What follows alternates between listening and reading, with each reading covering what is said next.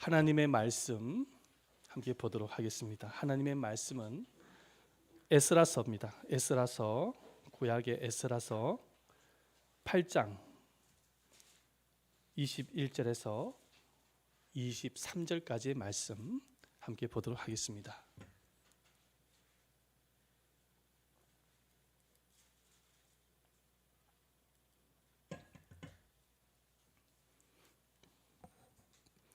에스라서 8장 21절에서 23절, 구약에 보면은 722페이지에 있습니다. 제가 가지고 있는 성경으로는 722페이지에 있습니다. 한 구절씩 함께 교독하겠습니다. 그때에 내가 아와 강가에 금식을 선포하고 우리 하나님 앞에서 스스로 겸비하여 우리와 우리 어린 아이와 모든 소유를 위하여 평탄한 길을 그에게 강구하였으니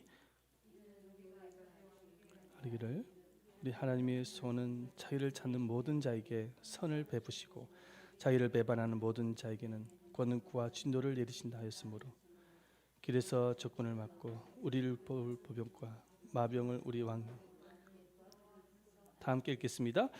그러므로 우리가 이를 위하여 금식하며 우리 하나님께 간구하였더니 그의 응낙하심을 입었느니라. 아멘. 할렐루야. 오늘 또 이 시간에 주님의 사랑과 은혜가 여러분들 모두에게 충만하게 나타나시기를 축원드립니다. 아멘. 오래전에 인천에 위치한 외항선교회라고 있습니다. 그 외항선교에서 한 달간 단기 선교를 다녀온 적이 있습니다. 그 외항선교회가 주로 하는 사역이 어떤 사역이냐면, 외국 선박이 오게 되었을 때 그 선박에 들어가서 선장과 선원을 대상으로 복음을 전하는 일을 하는 단체입니다. 그곳에서 복음을 전하다가 인도 선박에 들어간 일이 있었습니다. 인도 선박에 들어가서 전도를 하다가 어떻게 좀 잘 되어져서 그분들에게 한국 음식을 제공할 수 있는 기회를 가지게 되어졌습니다. 그래서 맛있는 한국 음식을 준비를 해서 선장과 선원을 초청했습니다. 그분들과 함께 교제를 나누면서 대화를 하는 가운데 인도 선장께서 바다 얘기를 해주시는 것입니다. 바다 얘기를. 자기는 20년 이상을 선장으로서 바다를 항해했지만은 지금 또 바다를 보면은 두려운 마음이 많다고 고백을 하였습니다. 그 이유가 뭐냐면은 이 바다라는 것은 여러분들 잘 아시다시피 잔잔한 호수처럼 평안할 때도 있지만 어느 날 갑자기 느닷없이 큰 폭풍이 불어서 위기를 만날 수도 있기 때문입니다. 그래서 그 위기를 이겨내지 못하면 파도에 의해서 배가 부서질 수도 있답니다. 그 파도의 힘에 의해서 배가 부서져서 배가 침몰하게 되어지고 사람들은 수장될 수도 있다라는 말을 합니다. 그래서 지금 또 보면은 바다를 항해할 때마다 두려운 마음이 많다라고 고백을 했습니다. 풍랑을 만나게 되어져서요, 배가 흔들릴 때면은 막 멀미를 심하게 하게 되어지는데 막 오장육부가 뒤틀리듯이 고통스럽다는 말도 하였습니다. 그렇게 바다를 항해하는 가운데서 선장은 이런 고백을 합니다. 마치 우리들의 인생이 마치 바다를 항해하는 것과 같다라는 말을 하는 것입니다. 이 바다처럼 우리 인생도 잔잔한 호수처럼 평안할 때도 있지만은 그렇지 못하고 느닷없이 풍랑의 시련이 찾아올 때도 있다라는 것입니다. 마치 우리 인생이 항해하는 바다와 같다라는 말을 하는 거예요. 그러면서 하시는 말씀이 이 인생의 풍랑을 만나게 되었을 때 이기지 못하면은 그 인생도 수장될 수 있으니까 여러분들이 인생의 선장이 되어져서 잘 이겨나가야 된다라는 조언도 하셨습니다. 그 말을 듣던 우리 팀 중에 한 사람이 그 선장한테 이런 얘기를 전합니다. 선장님, 귀한 조언의 말씀에 감사드립니다. 하지만 우리 성장님께서도 경험하셨듯이 우리가 만약에 인생의 선장이 되어진다고 한다면 우리 인간이라는 존재는 위기를 만나게 되어졌을 때 고통과 아픔과 두려움을 느낄 수밖에 없는 존재이기 때문에 선장이 될 수 없는 것입니다. 하지만은 인생의 위기를 만나게 되어졌을 때에 정말 우리의 생명을 지켜주시고 우리의 인생의 길을 평탄하게 인도해 주시는 참 선장이 계십니다. 그분은 바로 예수님이십니다. 그러면서 예수님을 소개한 적이 있습니다. 그렇습니다, 여러분. 이 선장님의 고백처럼 우리 인생은 마치 바다를 항해하는 것과 같습니다. 그래서 이민년 새해가 밝았지만 우리도 이 새해에도 여러분 조용한 호수처럼 평안할 때도 있겠지만 때로는 뜻하지 아니하게 폭풍이 몰아오는 그런 경험도 하게 되어질 것입니다. 그래서 어떤 사람은 뭐 건강에 대한 적신호라든지 사업과 직장의 어려움이라든지 부부관계의 어려움이라든지 예기치 못한 사고라든지 자녀의 탈성 등 정말 여러분들의 마음속에 고통과 두려움을 안겨다 주는 그런 인생의 파도가 올해 새해에도 불 수가 있는 것이죠. 그럴 때 우리가 겸허한 자세로 준비를 해야 할 것이 있습니다. 준비를 해야 할 것이 있어요. 그것은 바로 주님의 인도하심을 믿고 의지하는 것입니다. 할렐루야. 주님의 인도하심을 믿고 의지하는 거예요. 왜냐하면 주님께서 내 인생의 선장이 되신다고 한다면 인생의 항해를 평탄하게 인도해 주시기 때문입니다. 어느 날 예수님께서 제자들과 갈릴리 바닷가를 항해하셨습니다. 그날따라 예수님께서 사역에 피곤하셨던지 고물을 베개 삼아서 주무십니다. 그리고 제자들은 콧노래를 부르면서 바다의 풍치를 즐기면서 즐겁게 항해를 하고 있었습니다. 그런데 이게 웬일입니까? 어느 날 갑자기 폭풍이 불더니 배가 큰 위기를 만나게 되어집니다. 그래도 어부들은 이 예수님의 제자들은 어부 출신이기 때문에 갈릴리 바닷가에 잔뼈가 굵은 어부 출신이기 때문에 폭풍을 이기기 위해서 사투를 벌였습니다. 하지만은 이 폭풍을 이기지 못하게 되어지자 제자들의 마음속에 큰 두려움이 찾아오게 되어집니다. 그때 제자들은 고물을 베개 삼아 주무시고 계시는 예수님을 깨우기 시작합니다. 예수님 큰일 났습니다. 우리 모두가 다 물에 수장될 위기 가운데 있습니다. 그때 예수님께서 일어나셔서 가장 먼저 제자들의 믿음 없음을 책망하십니다. 그리고 두 번째로는 폭풍을 향해서 책망을 하시면서 잔잔하라고 말씀을 선포했을 때에 어느 순간에 그 폭풍이 잔잔한 호숫가로 바뀌어지면서 평안이 찾아오게 되어졌습니다. 그래서 제자들은 안전하게 항해를 즐길 수가 있게 되어집니다. 여러분, 예수님이 우리 인생의 선장이 되신다고 한다면 아무리 인생의 풍랑이 불어도 평탄하게 인도해 주실 것입니다. 그런데 새해 주님의 인도하심을 받기 위해서 우리가 정말 믿음으로 순종해야 할 것이 있어요. 믿음으로 순종을 해야 할 것이 있습니다. 바로 새해에도 내 인생의 평탄한 길을 위해서 주님께 기도해야 한다는 것입니다. 여러분, 기도해야 됩니다. 자, 오늘 본문을 보면은 하나님께 유다 민족의 평탄한 길을 위해서 기도하고 있는 한 사람을 만나게 되어지는데요. 이 사람이 누구냐니까 바로 에스라라는 사람입니다. 이 에스라는 남유다의 제사장이며 율법을 가르쳤던 학사였습니다. 그리고 바사왕 고레스가 신임했던 신하이기도 합니다. 그때 당시에 남유다는 바벨론에 의해서 멸망당한 상태였습니다. 그래서 많은 백성들이 바벨론으로 포로로 잡혀간 그런 상태 가운데 있었습니다. 하지만 바벨론 포로 생활을 한 지가 70년이 지나게 되어지자 하나님의 특별한 은혜를 통해서 이스라엘 백성들을 다시금 하나님께서 고국 예루살렘으로 귀환하도록 은혜를 베풀어 주셨습니다. 그래서 1차 포로가 귀환이 되어지는데 이 1차 포로는 그때 당시에 한 5만 명 정도의 유다 백성들이 자기 고국 땅 예루살렘으로 돌아오게 되어집니다.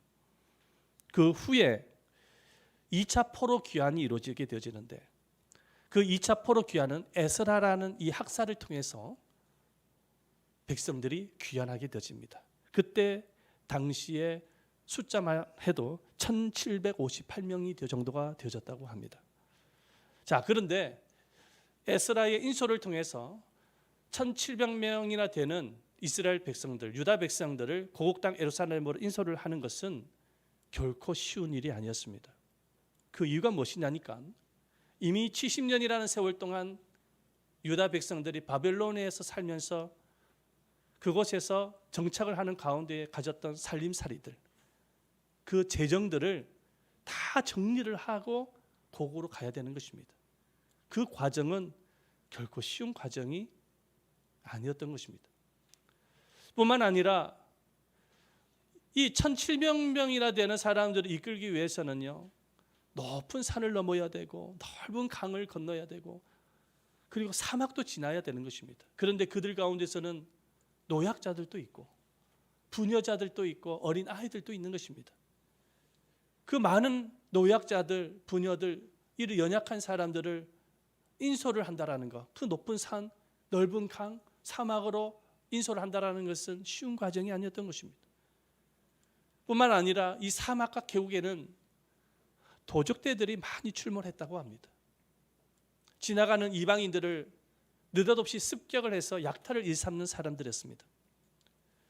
그런데 그 많은 유다 백성들이 예루살렘 포로 귀환을 하게 되어진다라는 소문이 퍼지게 되어지면 사방에서 도적대들이 약탈을 위해서 기다렸다가 습격을 당할 수 있는 그런 위기 가운데 있었던 것이죠.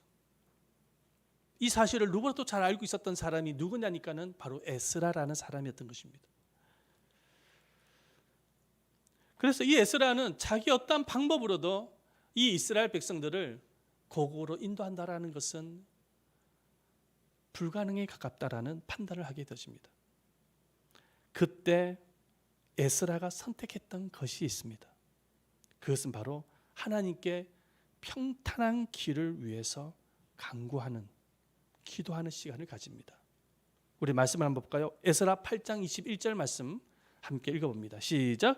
그때에 내가 아와 강가에서 금식을 선포하고 우리 하나님 앞에서 겸비하여 우리와 우리 어린 아이와 모든 소유를 위하여 평탄한 길을 그에게 간구하였으니, 평탄한 길을 위해서 기도했다라는 거예요. 왜냐? 자기 힘으로 도저히 안 되니까요. 정말 유다 백성들을 안전하게 인도하기 위해서는 하나님께서 평탄한 길로 인도해 주실 때만이 가능하다고 믿었던 것입니다. 그래서 이 에스라가 한 일이 무엇이냐니까 백성들의 건강과 생명과 재산을 하나님께서 지켜주시고 평탄한 길로 인도해 달라고 금식 기도를 하는 것을 보게 되십니다. 오늘 이 말씀에 보면은 겸비함이라는 단어가 기록이 되어 있습니다. 겸비하여라는 단어가 적혀 있는데 이 겸비함이라는 의미는 히브리어로 보여주세요. 레이트 아노트라는 단어를 쓰는데 뜻은 무릎을 꿇다, 엎드리다라는 말입니다. 다시 말해서 자기 자신의 어떤 계획과 모든 목표와 자신이 가지고 있는 모든 의지를 하나님 앞에 겸손한 마음으로 다 내려놓고 절대적으로 하나님의 인도하심을 구하고 있는 그런 모습이 바로 이 겸비함이라는 단어 속에 다 들어져 있는 거예요. 지금 에스라는 철저하게 하나님 앞에 자기 자신을 내려놓고 하나님의 인도하심을 구하는 가운데 있는 것입니다. 그렇게 하나님 앞에 겸비한 자세로, 낮은 자세로 기도했을 때에 그 결과가 어떻게 되었습니까? 우리 말씀 읽어보십시다. 에스라서 8장 23절 말씀입니다. 읽어봅니다. 시작. 그러므로 우리가 이를 위하여 금식하며 우리 하나님께 간구하였더니 그의 응낙하심을 입었느니라. 아멘. 오늘 이 말씀 보십시오. 금식해서 하나님 앞에 기도했더니 그의 응낙하심을 입었다. 말씀. 응답받았다는 거예요. 자, 하나님의 응답이 어떻게 이루어졌는지 성경 구체적으로 말씀하고 있습니다. 말씀 한번 볼까요? 에스라서 8장 31절 말씀입니다. 시작. 첫째 달 12일에 우리가 아와 강을 떠나 예루살렘으로 갈새 우리 하나님의 손이 우리를 도우사 대적과 길에 매복한 자의 손에서 건지신지라. 아멘. 에스라서 7장 9절 말씀도 읽어봅니다. 에스라서 7장 9절입니다. 시작. 첫째 달 초 하루에 바벨론에서 길을 떠났고 하나님의 선한 손이 도우심을 입어 다섯째 달 초 하루에 예루살렘에 이르니라. 아멘. 그러니까 에스라가 하나님 앞에 기도한 대로 하나님의 손이 약탈을 위해서 매복되어져 있었던 도적들로부터 건져 주실 뿐만 아니라 고향 땅으로 안전하게 갈 수 있도록 평탄하게 인도해 주셨다는 것입니다. 근데 놀라운 사실이 무엇이냐니까 에스라는 얼마든지 그때 당시에 최고의 왕이죠. 바사 왕 고레스로부터 도움을 받을 수가 있었습니다. 왜냐하면은 이 바사 왕 고레스가 약탈을 위해서 도적대들이 많이 출몰한다는 사실을 알고 있었기 때문에 에스라에게 군사적인 도움을 주려고 했었습니다. 그러니까는 이스라엘 백성들을 예루살렘으로 인솔을 할 때 군사까지 동원해 주려고 했었던 것이죠. 자, 그런데 에스라가 이 고레스 왕의 도움을 거절합니다. 그 이유가 뭐냐니까 고레스 왕의 군사적인 도움을 의지하기보다 하나님의 인도하심을 의지하기 위해서 믿음으로 결정한 것입니다. 그러니까 어떠한 도움을 의지하기보다, 세상의 어떠한 도움을 의지하기보다 오직 하나님, 그분만을 의지했던 거예요. 그분의 인도하심, 그분이 평탄하게 인도하셔야 돼요. 고레스가 인도하는 게 아니라, 군사가 인도하는 게 아니라 하나님이 인도하셔야 된다. 우리 말씀을 한번 볼까요? 에스라서 8장 22절 말씀 읽어봅니다. 한번 읽어보겠습니다. 시작. 이는 우리가 전에 왕에게 아뢰기를 우리 하나님의 손은 자기를 찾는 모든 자에게 선을 베푸시고 자기를 배반하는 모든 자에게는 권능과 진노를 내리신다 하였으므로 길에서 적군을 막고 우리를 도울 보병과 마병을 왕에게 구하기를 부끄러워하였습니다. 고레스 왕이 보십시오. 적군을 막기 위해서 보병과 마병을 주려고 했는데 에스라가 왕에게 구하기를 뭐 했다고요? 부끄러워했다라는 거예요. 거절했다라는 것입니다. 정말 우리가 이 새해에 평탄한 길로 인도함을 받기 위해서는 이 에스라처럼 겸손한 자세로 기도할 수 있어야 돼요. 기도할 수 있어야 됩니다. 꼭 금식 기도를 하지 않아도 상관이 없어요. 정말 여러분들이 겸허한 자세, 겸비한 자세로 1시간도 괜찮고 30분도 괜찮아요. 시간을 정해서 하나님 앞에 인도하심을, 평탄한 인도를 구할 수 있는 은혜가 필요한 것입니다.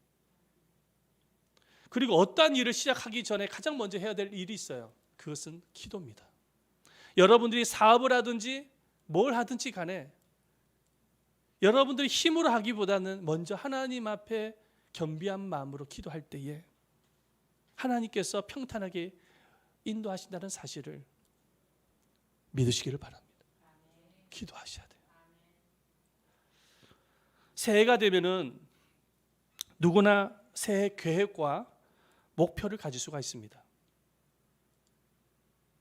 하지만 분명한 사실은 인생의 길이 사람의 계획에 있는 것이 아니라 하나님의 인도하심이 있다는 것입니다. 그래서 성경은 이렇게 말씀을 하고 있죠. 잠언서 16장 9절 말씀에 이렇게 기록을 하고 있습니다. 다 같이 한번 읽어보겠습니다. 이 말씀은 여러분들의 가슴에 한번 새기시기를 바랍니다. 읽어보겠습니다. 시작. 사람이 마음으로 자기의 길을 계획할지라도 그 걸음을 인도하시는 자는 여호와시니라. 사람은 얼마든지 자기 계획을 가질 수가 있어요. 그러나 인생의 길이 자기의 계획에 있는 게 아니에요. 하나님의 인도하심이 있는 것입니다.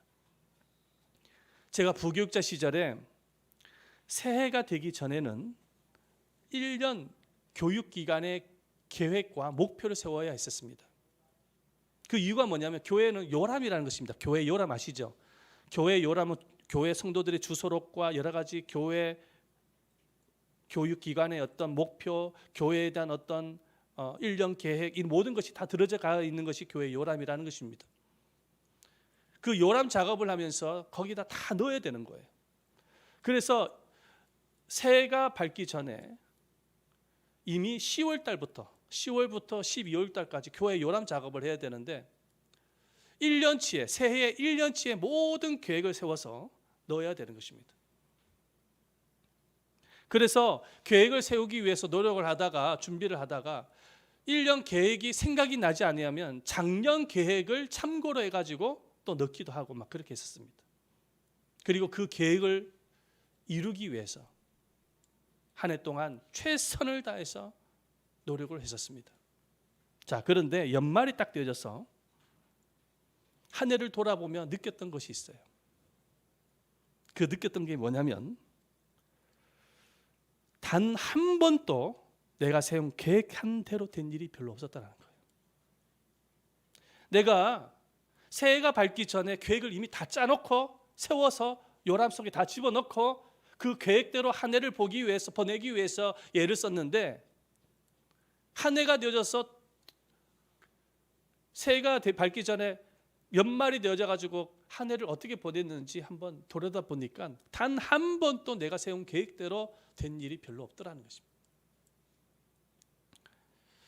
이러한 일들을 해마다 겪으면서 깨닫게 되어진 것이 있어요. 이런 일들을 해마다 겪으면서 깨닫게 된 것이 있어요. 그것이 뭐냐? 모든 일은 나의 계획한 대로 되는 것이 아니라 주님의 인도하심이 있어야 된다는 사실을 깨달았습니다.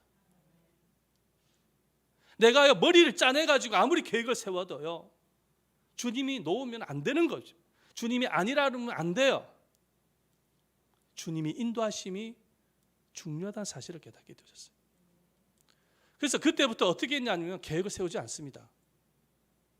항상 A4 용지에 비어 있는 것처럼 항상 비어 있습니다.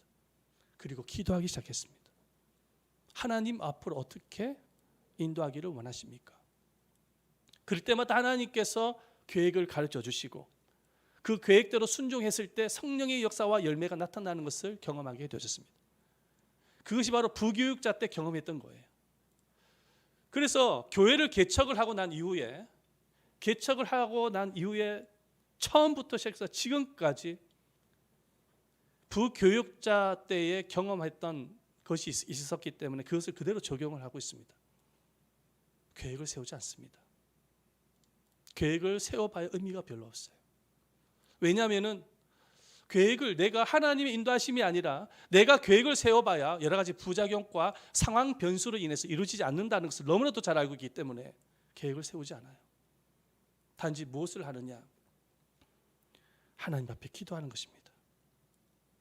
기도하면서 하나님께서 비어있는 그곳에다가 하나님이 스케치할 수 있도록 해드리는 거예요. 하나님의 인도하심을 위해서 비우는 거예요.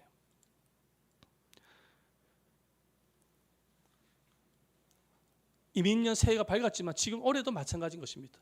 계획을 세우지 않습니다. 계획을 세우라면 얼마든지 세울 수 있습니다. 한 달 계획, 1년 계획, 아니 일주일 계획을 세울 수 있습니다. 하지만 그렇게 하질 않습니다. 그냥 하나님 앞에 기도하면서 주님의 인도하심을 구하는 것이죠. 그러나 내 마음속에는 기대감이 있어요. 어떤 기대냐? 올해도 이 새해에도 하나님께서 평탄하게 인도해 주실 것이다. 난 그것에 믿음이 있는 것입니다. 물론 여러분, 우리가 계획을 세워서 열심히 노력을 하게 되어졌을 때에 이루어지지 아니할 수도 있는 것입니다. 우리가 하나님의 인도하심을 구하면서 계획을 세워 나갈 때 이루어지지 않는 부분들도 있을 수 있어요. 하지만 이루어지지 않는 것도 하나님의 인도하심입니다. 이루어지는 것도 하나님의 인도하심이라는 거예요. 분명한 사실은 하나님께서는 우리가 기도할 때 자기가 원하는 계획대로 선하게 평탄하게 인도하신다는 사실인 것입니다. 믿으시기를 바랍니다.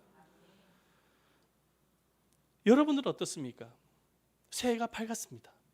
이 새해에 주님의 인도하심을 위해서 기도하고 있습니까? 새해 건강의 인도함을 받기 위해서 건강을 위해서 기도하고 있습니까? 새해 사업의 인도하심을 위해서 기도하고 있습니까? 자녀 양육과 자녀의 진로 문제를 놓고 기도하고 있습니까? 좋은 배필 만남을 위해서 기도하고 있습니까?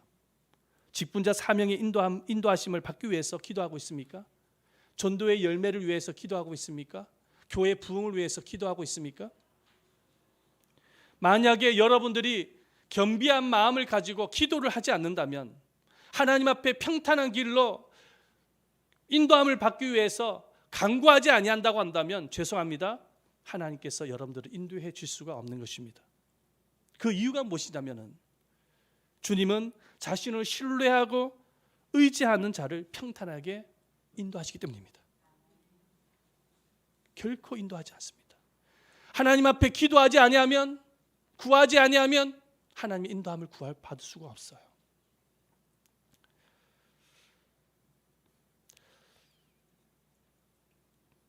평탄한 길을 위해서 기도해야 한다는 사실을 우리는 아브라함의 종이 이삭의 배필을 찾는 장면을 통해서 우리는 또한 발견하게 되어집니다. 아브라함의 아들 이삭이 이제는 결혼할 나이가 다 되어졌어요. 그래서 아브라함이 자기 종에게 명령을 내립니다. 고향 땅으로 가서 내 아들 이삭을 위해서 믿음의 배필을 찾아라는 것입니다. 믿음의 배필을 찾아서 데려오라는 거예요. 우리 말씀 보십시다. 창세기 24장 7절 말씀 읽어봅니다. 시작. 하늘의 하나님 여호와께서 나를 내 아버지의 집과 내 고향 땅에서 떠나게 하시고 내게 말씀하시며 내게 맹세하여 이르시기를 이 땅을 내 씨에게 주리라 하셨으니 그가 그 사자를 너보다 앞서 보내실지라 내가 거기서 내 아들을 위하여 아내를 택할지니라. 아브라함이 자기 종에게 명령을 내리는 거예요. 이삭을 위해서 배필을 찾아오라는 것입니다. 이 황당한 명령 아닙니까? 그래서 이 아브라함의 종이 걱정하기 시작합니다. 주인의 명령대로는 순종을 해야 되겠는데 아니 어디를 가서 어떻게 이삭의 배필을 찾습니까 도대체. 아니 이삭의 배필을 찾는다고 할지라도 문제가 뭐냐면은 신부 쪽의 그 가족들을 설득을 또 해야 되지 않습니까? 허락을 받아야 되지 않습니까? 여러분 그것이 될지 안 될지를 어떻게 압니까? 순종은 해야 되겠는데 어떻게 찾으면 어떻게 그것을 할 수 있냔 말이에요. 아브라함의 종의 입장에서 한번 생각을 해보십시오. 얼마나 답답하고 낙심이 되었겠습니까? 난감했겠습니까? 이 난감한 상황 속에서 아브라함의 종이 선택했던 것이 있어요. 그게 뭐냐? 평탄한 길을 간구하는 기도였습니다. 말씀 한번 볼까요? 보십시다. 창세기 24장 12절 말씀. 시작. 그가 이르되 우리 주인 아브라함의 하나님 여호와여 원하건대 오늘 나에게 순조롭게 만나게 하사 내 주인 아브라함에게 은혜를 베푸시옵소서. 우리가 이 구절에서 눈여겨 보아야 될 단어가 있어요. 그 단어가 뭐냐? 순조롭게 만나게 하사. 할렐루야. 순조롭게 만나게 하셔야 된다. 하나님께서 만나게 하셔야 된다. 이 아브라함의 종이 이런 기도를 드린 이유는 뭐냐면 자기 자신의 힘으로는 결코 이삭의 배필을 찾지도 성사시킬 수 없음을 알고 있는 거예요.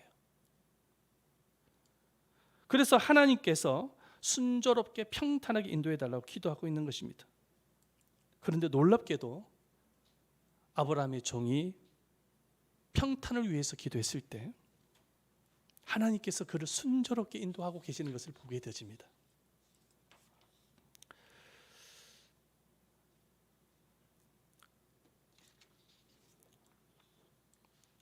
마을 근처에 이 아브라함의 종이 이제 우물가로 가게 되어집니다. 그런데 물길로 올 시간이 딱 되어졌을 때 많은 어떤 여인네들이 우물가에 물을 기르러 오게 되십니다. 그때 아브라함의 종은 또다시 하나님의 인도하심을 구하는 기도를 합니다. 우리 말씀 보십시다. 창세기 24장 14절 말씀 읽어봅니다. 시작. 하나님, 물길로 오는 처자에게 물 좀 달라고 부탁했을 때 만약 이 낙타에게도 물을 주는 사람이 있다면 바로 그인 줄 알겠나이다. 하나님의 인도하심을 구하는 기도를 하는 거예요. 그런데 어떤 예쁜 처자가 와가지고는 이제 물을 탁 길러가지고 아브라함의 종에게 대접을 하고, 그 다음에 낙타가 한 10마리 정도가 있었는데 그 10마리 되는 낙타에게도 물을 대접을 하는 거예요. 그 장면을 딱 보면서 아브라함의 종은 마음에 확신이 생깁니다. 아하, 하나님께서 나의 기도대로 평탄하게 인도하고 계신다라는 확신을 갖게 되어져요. 그래서 좀 더 하나님 앞에 이 확신을 갖고 싶어서 자신에게 대접을 했던 그 여인, 그 처자에게 물어보는 것입니다. 어느 집 가문의 여식인지를 물어보는 거예요. 좀 더 확인하고 싶어서. 그렇게 물어보니까 이 여식이 자기를 소개를 합니다. 뭐라고 소개를 하냐? 자기의 이름은 리브가라고 소개를 하고, 자기는 아브라함의 동생 나홀의 아내 밀가의 아들 부들의 딸이라고 소개를 합니다. 우리 창세기에 말씀 보십시다. 그 다음 말씀 읽어봅니다. 시작. 창세기 24, 24절 시작. 그 여자가 그에게 이르되 나는 밀가가 나홀에게서 낳은 아들 부들의 딸이니이다. 아멘. 아브라함의 종은 이 여식의 가문이 그냥 평범한 가문이 아니라 자기 주인 아브라함의 친족의 가문이라는 사실을 알고 나서 하나님을 찬양하고 기뻐하는 것을 보게 되십니다. 왜냐하면 하나님께서 순조롭게 인도해 주셔서 이삭을 위해서 믿음의 배필을 예비하셨다는 사실을 확신하게 느꼈기 때문입니다. 아멘. 말씀 보십시다. 창세기 24장 27절 말씀 읽어봅니다. 시작. 이르되 나의 주인 아브라함의 하나님 여호와를 찬송하나이다. 나의 주인에게 주의 사랑과 성실을 그치지 아니하셨사오며 여호와께서 길에서 나를 인도하사 내 주인의 동생 집에 이르게 하셨나이다 하니라. 아멘. 할렐루야. 사랑하는 여러분, 아브라함의 종이 이삭의 신부인 리브가를 만나게 된 것이 우연일까요? 아브라함의 종이 우물가에서 리브가를 만나게 되어진 것이 우연일까요? 아니면 하나님께서 순조롭게 인도하셨기 때문일까요? 1번일까요? 2번일까요? 2번입니다. 하나님께서 인도하신 거예요. 자, 그런데 하나님의 인도하심이 그냥 이루어진 것이 아니죠. 자, 아브라함의 종이 무엇을 했습니까? 하나님 앞에 기도했다라는 거예요. 하나님 평탄하게 인도해 주세요. 매 순간마다 기도했다라는 것입니다. 그랬을 때 하나님께서 리브가를 아브라함의 종이 있는 우물가로 인도해 주셔서 또 리브가의 마음속에 아브라함의 종에게 대접을 하고자 하는 마음을 심어 주셔서 성사가 되도록 해 주신 것입니다. 이 모든 것이 하나님이 인도하심이었던 것이죠. 아브라함의 종처럼 자신의 모든 계획을 내려놓고 겸손한 자세로 기도할 때에 주님은 가장 선하고 평탄한 길로 인도해 주시는 것입니다. 우리가 기도할 때에 주님께서 인도해 주실 수밖에 없는 이유가 있어요. 그 근본적인 이유가 있습니다. 그 이유가 무엇이냐면, 여러분, 예수님께서 이 세상에 오신 목적이 뭐냐면 살아가는 자녀들을 평탄하게 인도해 주시기 위해서 오셨기 때문입니다. 사실은 우리의 인생의 운명, 우리의 영혼의 운명은 죽음이었습니다. 죄로 인해서 사망의 길, 죽음의 길, 지옥 길, 또 이 땅에 살아가면서 고통과 슬픔과 아픔의 길, 절망의 길로 갈 수밖에 없었던 운명이었던 것이죠. 이 저주가 같은 인생길을 살아갈 수밖에 없었던 운명을 가지고 있었던 우리들을 평탄하게 천국의 길, 생명의 길, 풍성한 길로 인도해 주시기 위해서 예수님이 이 세상에 오신 것입니다. 얼마만큼이나 예수님이 우리를 인도해 주시기를 원하셨냐니까 자신의 목숨을 십자가를 통해서 내어 주시기까지 우리를 인도하기를 기뻐하신 것입니다. 그래서 예수님의 그 십자가의 은혜를 통해서 여러분 우리 모두는 생명의 길, 풍성한 길로 갈 수 있게 되어진 거예요. 말씀을 보십시다. 요한복음 10장 10절 말씀이죠. 읽어봅니다. 시작. 내가 온 것은 양으로 생명을 얻게 하고 더 풍성히 얻게 하려는 것이라. 생명의 길, 풍성한 길. 이 풍성한 길이라는 것은 정말 여러분들 열매 맺는 길, 삶의 열매, 기쁨의 열매, 행복의 열매를 맺을 수 있는 길로 인도하기 위해서 오셨다는 거예요. 그것으로 끝나지 않습니다. 부활하신 예수님께서 보혜사 성령님을 우리에게 보내주신 이유도 우리의 인생의 길을 평탄하게 인도하기 위해서 보내주신 것입니다. 보혜사 성령님이 여러분들의 영 속에, 여러분들의 영혼 속에 좌정하고 계시다는 사실을 믿으셔야 됩니다. 보이지는 않지만 하나님의 영이 이미 여러분들의 심령 속에 와 계시는 것입니다. 우리 안에 오시는 이유가 뭐냐면은 우리의 길을 인도하기 위해서 오신 것입니다. 생명의 길, 풍성한 길로 인도하기 위해서 오신 거예요. 그래서 요한복음 16장 13절 말씀도 읽어봅니다. 시작. 진리의 성령이 오시면 그가 너희를 모든 진리 가운데로 인도하시리니 그가 스스로 말하지 않고 오직 들은 것을 말하며 장래를 너희에게 알리시리라. 아멘. 진리의 성령이 우리 안에 오시면 우리를 진리 가운데서 인도하신다는 거예요. 진리가 무엇입니까? 바로 평탄한 길이 진리인 것입니다. 우리를 평탄하게 인도하기 위해서. 이렇게 주님은 새해에도 우리 인생길을 평탄하게 인도해 주시기 위해서 준비해 놓고 계시는 거예요. 문제는 우리 자신인 거예요. 주님은 다 준비하고 계시는데 문제는 우리 자신인 것입니다. 어떤 문제입니까? 내가 선장이 되어가지고 내 고집, 내 방법대로 살아가기 때문에 인도함을 못 받는 것입니다. 여러분, 내가 선장이 되어져서는 안 되는 거예요. 에스라처럼 겸비한 마음을 가져야 되는 것입니다. 자기 자신을 내려놓아야 돼요. 십자가 앞에 내려놓을 수 있어야 되는 거예요. 철저하게 부서져야 되는 것입니다. 우리 자아가 깨어져야 되는 거예요. 하나님 앞에 굴복이 되어져야 되는 것입니다. 내 방법, 내 계획을 내려놓아야 되는 것입니다. 계획을 내려놓고 주님이, 예수님이 나의 선장이 되셔서 인도해 주시는 것입니다. 그래서 우리가 주님 앞에 겸손한 자세를 가지고 기도할 때에 여러분, 주님께서 평탄하게 새해도 인도해 주실 것입니다. 우리가 새해가 밝았지만은 앞으로 이 새해도 우리는 어떤 상황을 만나게 될지 알 수가 없잖아요. 여러분들 모두가 다 예수님이 선장이 되게 하셔서 예수님께 맡기고 예수님께 기도함으로 인해서 평탄한 인도함을 받으시기를 축원드립니다. 우리 예담 제자교회도 코로나 시기라고 해서 모여서 기도도 하지도 않고 성경 공부도 하지도 않고 전도도 하지 않으면 안 되는 것입니다. 우리 예담 제자교회도 부흥을 위해서 평탄한 길로 인도함을 받기 위해서는 함께 모여서 기도할 수 있어야 되는 것입니다. 그럴 때 주님께서 우리 교회를 평탄하게 인도해 주실 줄을 믿습니다. 우리 모두 새해 평탄한 인도하심을 받는 여러분들 되시기를 예수님의 이름으로 축원드립니다. 아멘. 함께 기도하겠습니다. 기도드릴 때 살아계신 아버지 하나님, 새해도 하나님 평탄하게 인도해 주시옵소서. 내가 선장이 되어져서 내 방법, 내 고집대로 살지 말게 하시고 내 고집을 꺾어 주십시오. 내 방법도 꺾어 주십시오.